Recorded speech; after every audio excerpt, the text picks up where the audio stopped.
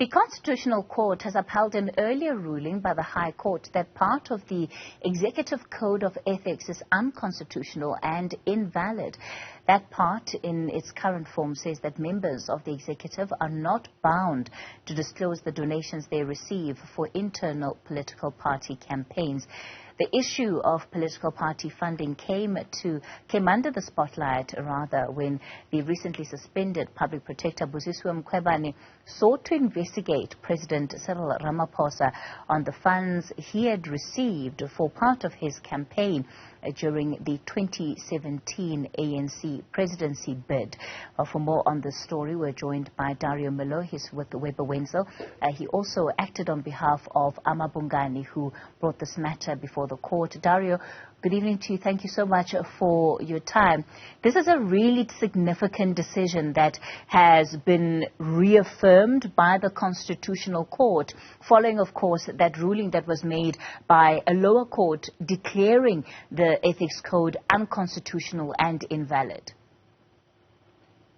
Well, that's absolutely right. It's one of the fundamentally important decisions about openness and transparency that our Constitutional Court has handed down. And it also talks to the important link between money and politics.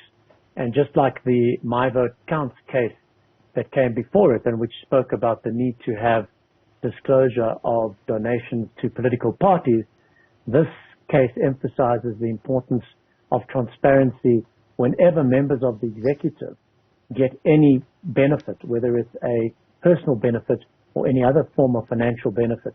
And that's because one wants to avoid the risk of conflict of interest arising, and members of the public need to know all of this information so that they can make informed decisions. How important is it, the fact that the Constitutional Court has gone as far as setting out why it believes the code in its current form is unconstitutional, especially where it relates to the personal financial interests of members, and how even donations to a campaign very much would fall under that aspect of financial interest?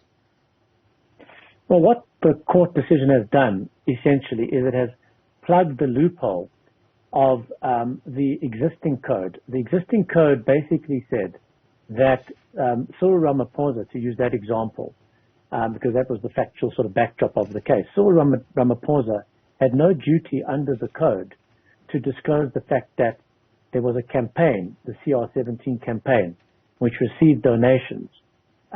Even though one of the objectives of that campaign would have been to have Cyril Ramaphosa elected as the president of the ANC. And what this judgment says, using that example, is that it doesn't matter if you structure as a candidate your campaign in such a way that there is a separate legal entity, for instance, say a trust, that receives donations, and you are not involved in the running of that. You don't know about the detail of the donation. It still amounts to a benefit. It still amounts to a financial interest that you have to disclose if you are a member of the executive.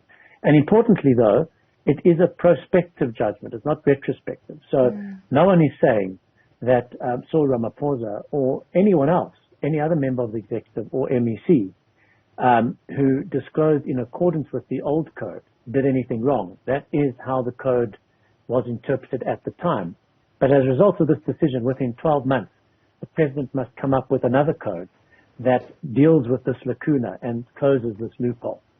Part of what it does, Dario, is also increase accountability here, because again, if we're to stay with the example that you've given of President Ramaphosa, for the longest time he's been saying, I know of the existence of this fund, there were money sent, but I had nothing to do with it. So what it does for future campaigns is that even if it is a separate entity, an individual in whose name it's being done cannot absolve themselves of any kind of responsibility over those monies. Well, that's quite right. It's a good summary. The only qualification I would add is that the individual concerned must be a member of the executive at the time that and is running for campaign. Because, of course, we're talking about the executive code, the code of ethics that applies to members of the executive, which ministers, deputy ministers in the national government, but also MECs.